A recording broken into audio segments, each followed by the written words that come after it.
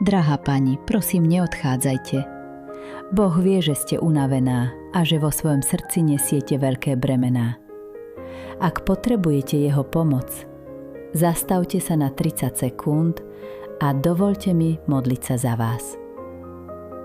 Nebeský Otče, vládca všetkého, v mene Ježiša Krista prichádzam pred Teba. Prosím, nech Tvoje svetlo rozjasní môj život a rozptýli každú temnotu. Satanové plány nemajú moc nad Tvojou pravdou. Strach nemá moc nad Tvojim pokojom.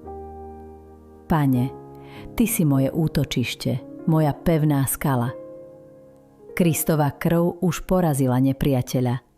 Jeho kríž zlomil moc temnoty. V Ježišovom mene odmietam každý strach, klamstvo a úzkosť. Nech odídu. Pane, dôverujem Tvojim slovám. Neboj sa, lebo ja som s Tebou. Nestrachuj sa, lebo ja som Tvoj Boh.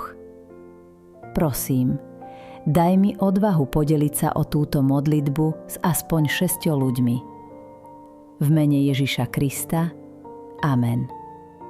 Napíš Amen, aby bol Satan zahanbený.